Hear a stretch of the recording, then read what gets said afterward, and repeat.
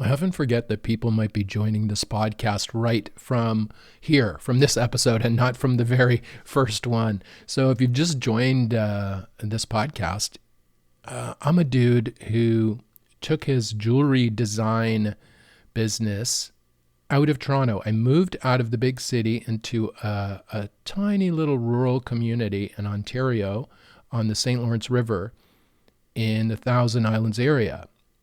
Absolutely a beautiful area, but not the big city. And so this is my story. Or you can think of it as a dude who went through midlife and wound up on the other side in a new career. Or you could think about it as maybe, say you've always wanted to be a hermit. You've always wanted to get the fuck out of town and live in a little cabin somewhere and do, whatever it is you do better than anyone else. So that's what this podcast is about. This is a show about jewelry, why we wear it, why it matters, how it's made, and what it means. I'm Alex D, and I turn cannabis into gold. I make mind-blowing jewelry in gold, silver, and platinum from cannabis plants here in Canada for stage, screen, for people who want to rock crazy jewelry. I'm the Cannabis Goldsmith.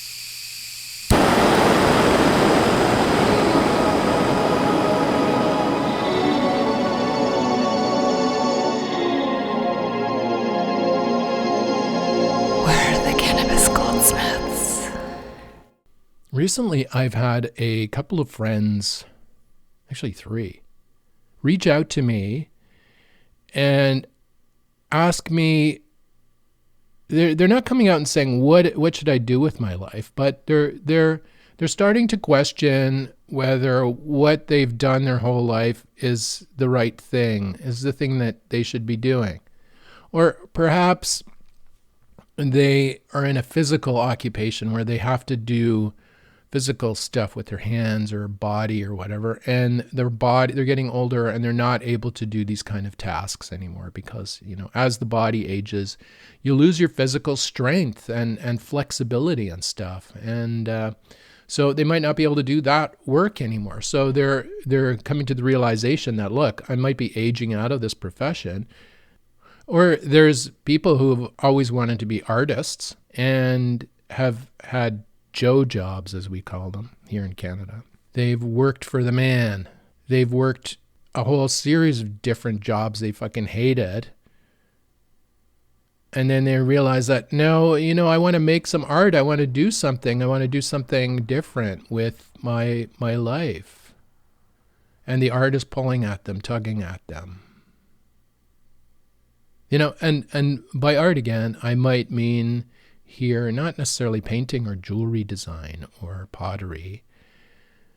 I could mean taking up plumbing, being a really good plumber, or being a person who helps people design their homes better for climate, for ecology, for lower energy use. Somebody perhaps who is like the tailor in the last couple of episodes ago, who was making suits. Maybe he's fed up with suits and now he wants to help people improve the energy efficiency of their homes. That was his true purpose in life. He's discovered it and now he's doing it. I mean, this kind of stuff happens all the time. This is what we do as humans. We change. We change all the time, constantly.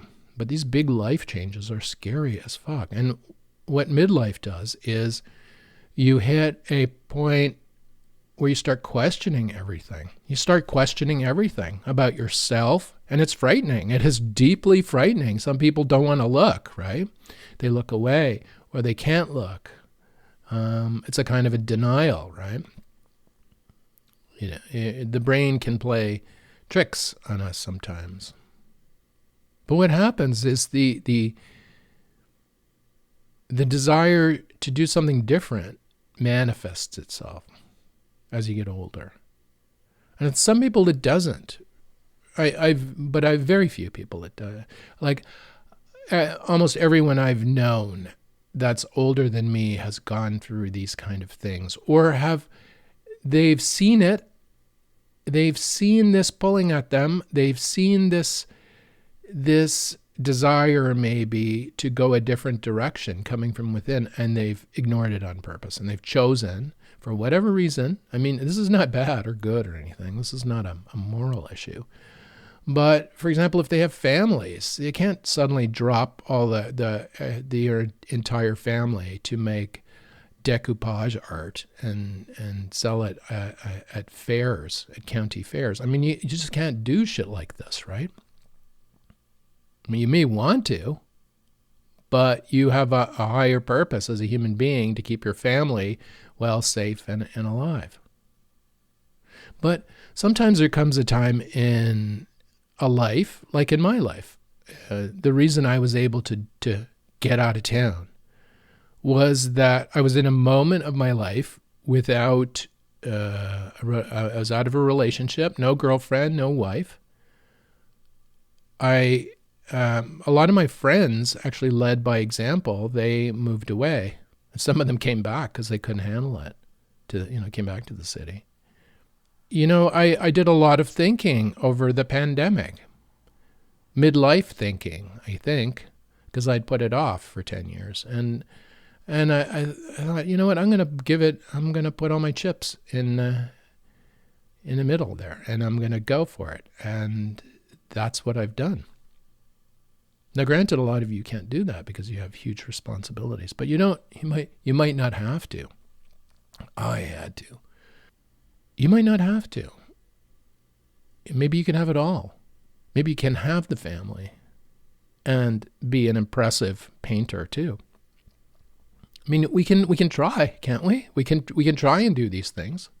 I'm at least 10 years older than the most of my friends and the people I know. And it's worked out that way. And now they're approaching me with these, they're just sort of tenderly reaching out with these concepts like how did you make that decision? Or I think I'm at a point in my life where I want some recognition for something that I've done, and this is what men think, generally speaking. They hit a point at midlife and they realize if they've been working for other people or not achieving a measure of success in their own life that they feel, they could have done better. And that's kind of a negative downward pull on a midlife crisis. Midlife crisis, I love that word. Crises are opportunities. Thinking about these kind of things, it's important. And I think if you're an artist and you hit midlife, even if you haven't made any art up till that point, you'll see it start to come out. It'll come out of you in different ways. So look for it. What do you do if you've never done art in your life and you're hitting midlife and you're getting all these weird things, weird thoughts about doing paintings or sculptures, these kind of, you don't want to really tell anybody about it because it's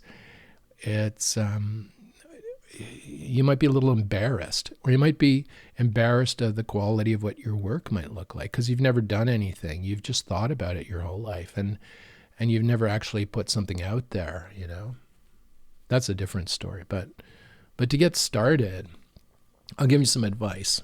I'm good at giving advice. I'm sometimes good at taking it too. I'll give you some tips. First off, if you don't want to freak out your family, suddenly, if dad goes into the craft store and comes back with oil paints or whatever, you don't want to freak him out that much. You can say something like, look, I'm going to take a course. I'm going to take a painting course. Just because I think it might help the way I do whatever, I think it might be cool. It's something to do, just, to get my mind off work or whatever. If you have to make excuses, make excuses.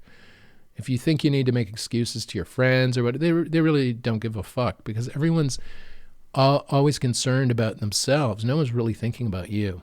Families are different though, but for the most part, even them, every family member is thinking about their own shit. They're not thinking about you. But if you need to give somebody an excuse for taking an art class, a pottery class, a fine carpentry class, And then make one up.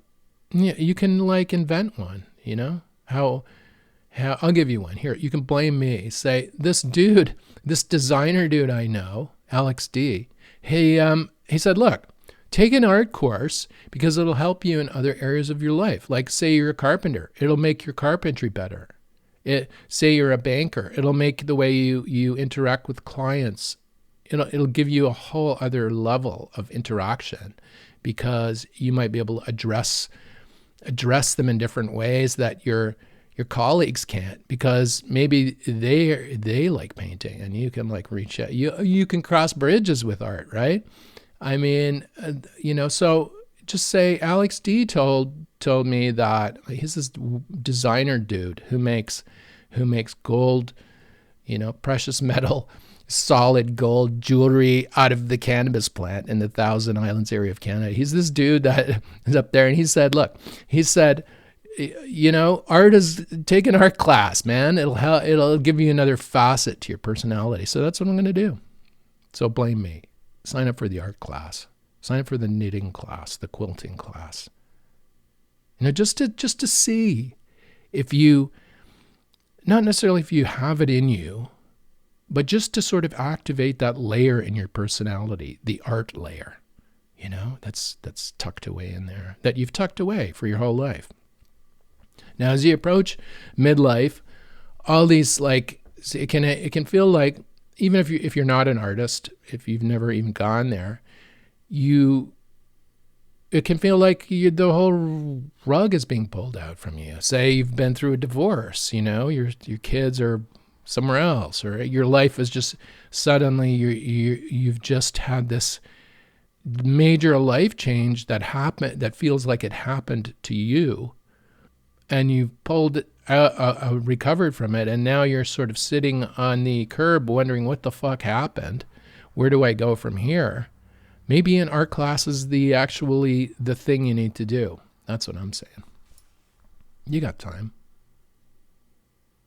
And it doesn't have to be a fancy one. It doesn't have to be the Ontario College of Art and Design, OCAD, that we have in Toronto. No, man, it could community course, like something. Beading, or like anything, just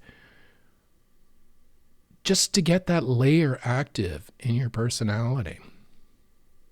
Now, you might not use any of it, but trust me, even doing that little thing might activate other areas in your mind. So you'll be like, you'll start thinking about other things related to creative pursuits.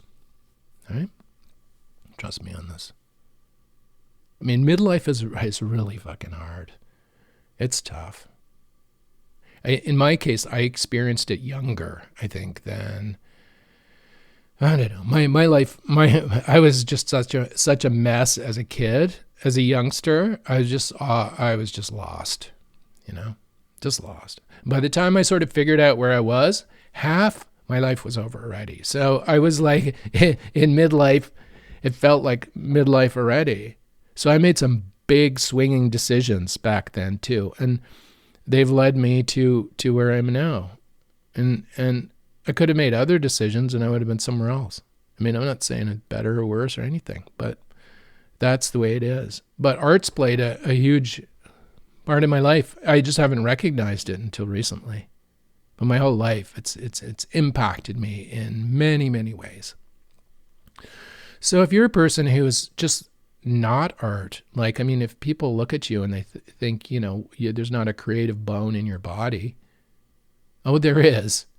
Oh, there is. Trust me. These are the kind of artists that are just like, all this shit has been in them for their whole life. And then when they start painting, it's like, what fuck? Like, what's that? Right? Like, holy shit. Like, my God. So think about art. Take a class. It's a way to blow off this anxiety from the midlife crisis too. Start small. You don't have to invest in a lot of stuff. Start small. Take a community art course. Just probe yourself a bit. Open up maybe an art layer that can improve the rest of your life. What did I do last weekend? I went to the Apples and Art Fest in the southeastern area of Ontario, Canada. Now, this is an area, sort of Cornwall, Ontario. If you're near a map, you can look. Cornwall, Ontario, next to the Quebec border in Canada. United States to the south, Quebec to the east, and Ontario a little bit to the west. That sort of intersection of North America. Super, super, just beautiful. Driving along the river, going to art galleries, going to churches where they had art set up, and just like with a map. Like they printed out a brochure, and this was spread out really far. I did a lot of driving. In Canada is big. Canada's massive. I could have like driven all over Europe with the amount of driving I did, but just in Canada to go to these different art things.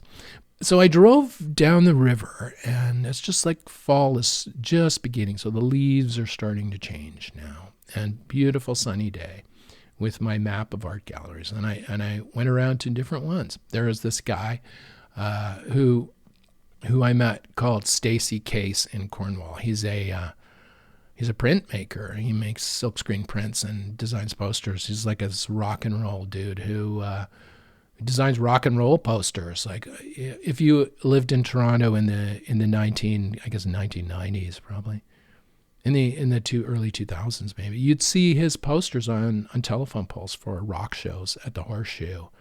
Hand silkscreened, amazing posters. Anyway, this guy left Toronto as well, and he's living in Cornwall.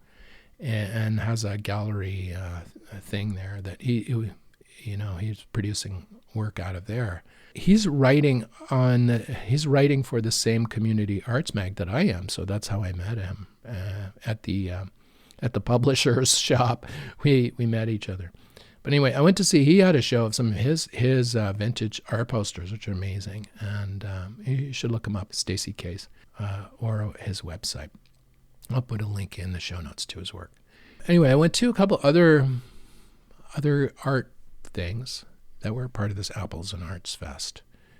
But I really went because I wanted to see this one guy who I'm not going to name in this episode yet because we haven't worked out an arrangement. But he's a line art drawer. He draws pen and ink. He can take like a country scene and render it in just lines.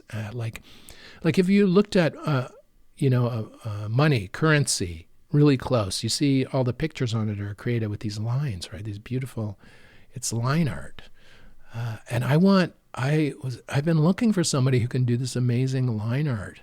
Like if you can imagine renderings like this, beautiful line art renderings of cannabis leaves or cannabis fields or whatever on jewelry, engraved in jewelry. So that's the guy. I found this guy. I went to seek him out.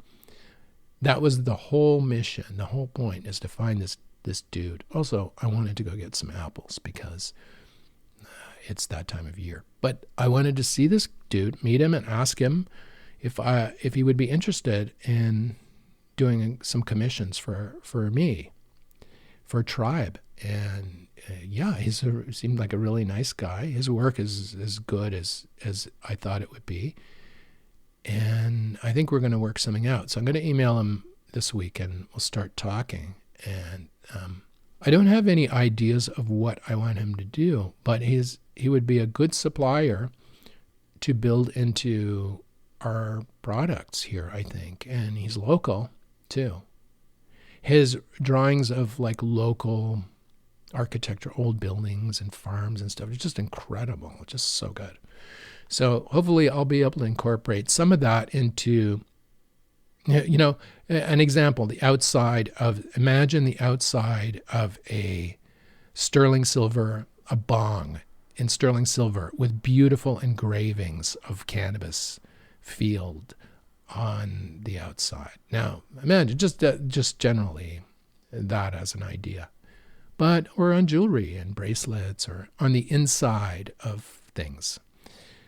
I have a specific image in my mind of, I've got belt buckles on my mind. I'll be making belt buckles because I can't stop thinking about them.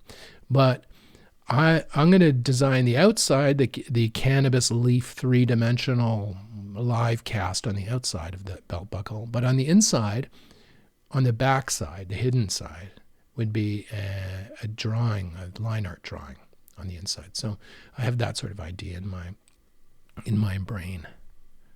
But anyway, so that was the mission. I went there, and I passed one of the galleries in the show was a church, an old church. And they had these quilts draped over the pews, the quilting. Oh my God. There's some quilters out here that are just wow. These quilts are like works of art. They're just incredible.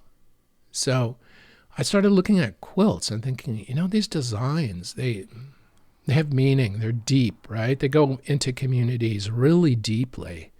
They have historical connotations. They have familial connotations. So different families, produce different styles of quilts and stuff.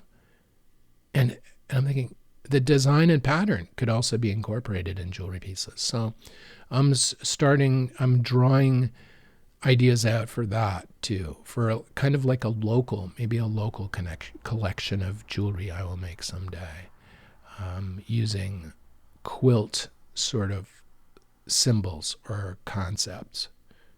So anyway, that's what's coming out of me sort of this week. But I went after the quilt thing. I drove back here, and started processing all this information that I saw. So I'm getting ideas. At Midlife, you get ideas. You'll get ideas. Don't ignore them. Explore them. Now, maybe you don't want to buy paints, a tray of paints at the dollar store and make stuff. Maybe you're not there yet. Go to some art events. It doesn't have to be the big gallery in the city either.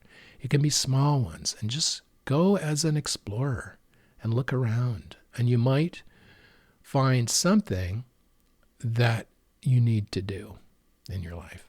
So here I've just been talking about visual arts, but there are other arts too. Writing is another art. I've started writing in this monthly arts magazine, and I never consider myself a writer. I don't, actually.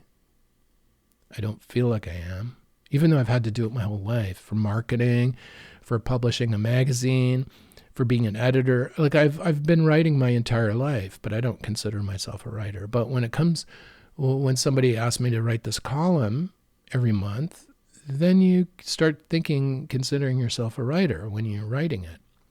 And I've been actually quite surprised at the columns that I'm writing. The last two, they came from within somehow and came out onto the page. It was like I had nothing to do with it. It was just so weird. It was weird. And they are actually pretty good too, surprisingly enough. People said, "Wow, that's you write well." Like I had no idea. Like I have no idea. So writing is an art too. So I explored that. I bought a book, J. Michael Straczynski's book, Becoming a Writer, Staying a Writer. Now, JMS, as people call him, is the dude who wrote Babylon 5 and Sense8 and a whole bunch of other TV movie type things. And books. He's a writer. He's a good writer. And I like some of his stuff, so I bought this book in hopes of learning something. And boy, did I ever. It's a really good book. And it's about connecting to yourself as a writer. It's not about technique or anything like that.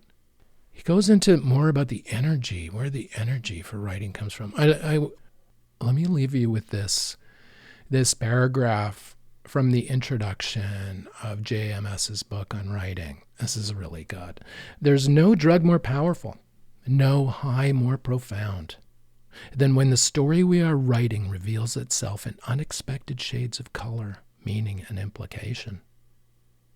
At that moment, the work becomes ecstatic and transformative, no longer a classroom or a workshop assignment, but a thing of beauty birthed in the realization that we can achieve great things when we get out of our own way and surrender to the story. It's only when we become transparent allowing the work to flow through us like light, unimpeded by ego or the desire to control everything, that we finally understand that one doesn't make art happen, one lets art happen. There's so much wisdom in that paragraph. I know in my case, I just have to get out of my own way. And the design and the art is there. I prevent it from happening. And this is me, right? And this is also you in midlife. You're in your own way, basically. There's stuff inside you that has to be realized. It has to be. It might be gnawing at you. It might be gnawing at you. And that maybe that's what your midlife is about. You don't have to destroy your whole life to become an artist or to make pottery. I mean, a lot of people are afraid of that. They're afraid of this leap off the edge, and it's totally understandable. But you can take baby steps at it. And I suggest taking a workshop, but don't let people guide the direction of your future in the way you produce the art. You are going to be producing the art, but learn the basic techniques, stuff like what paint to use or what clay to buy or whatever, the basic simple stuff that will save you some money. And then you'll be making the art, not the instructor, not the workshop teacher. But do explore just a little bit, some art stuff, and see, it might help. It might make you less anxious about what comes next. It did me. So it might help you. And you might find something that works for you in the second half of your life, whether it be writing or painting or plumbing or designing homes for a new world. All kinds of things can come out of a little exploration of art. So anyway, what am I doing in the studio this week? Well, let me tell you. I've cleaned the damn studio out. Like, the way I work is I, for example, if I'm photographing something, I will start bringing stuff over to the area where I'm photographing. And after a while, there'll be a huge amount of stuff there, like tools, like clamps, it'll be a mound. And I have to put it all away and clean the space back up and then start afresh. And when I do that, it's good. But it's hard. I'm a type of dude that really needs motivation to do that. But anyway, I've done that.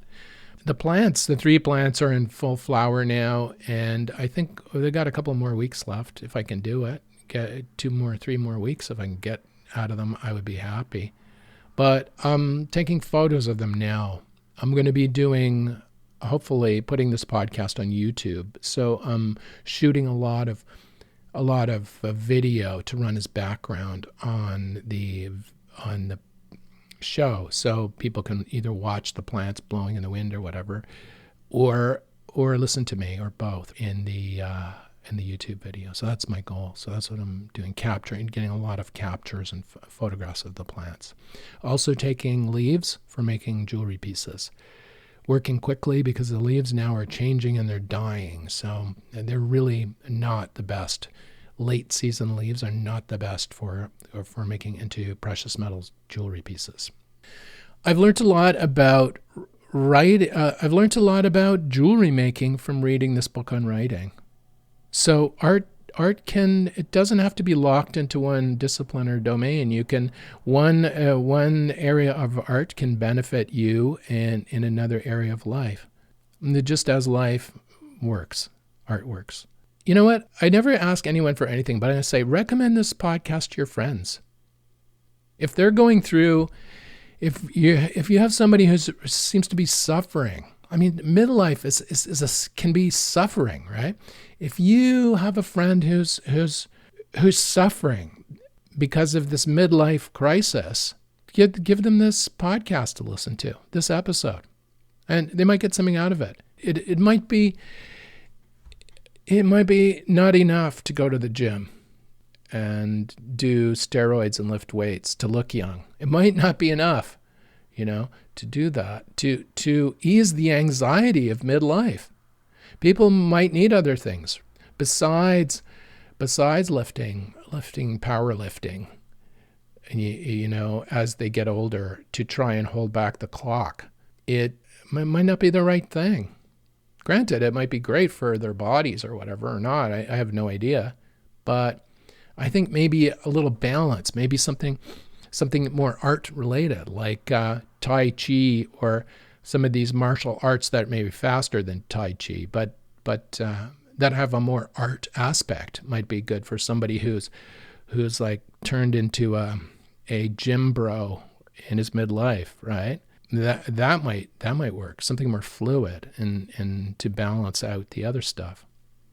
So art can take different areas. So if you know someone that's really suffering, give them this podcast and tell them to listen to it. And you who've arrived here after being referred to me, Alex D, the jeweler the jewelry designer in the Thousand Islands area of Ontario. This is just between you and me. You don't have to tell anyone you've listened to this podcast about midlife and art. And remember, you can blame me. You can. If you're buying a box of colored markers at the dollar store and your partner's looking at you like you're some kind of frickin' alien, blame me. Say, Alex D, this jeweler dude, says I have to draw. It's good for other areas of my life. The Cannabis Goldsmith is produced by Tribe Communications, Inc. in the Thousand Islands area of Ontario, Canada. You can see what we do at tribe.ca. Send us an email, alexd@cannabisgoldsmith.com. Thanks for listening, and we'll see you next week on the Cannabis Goldsmith.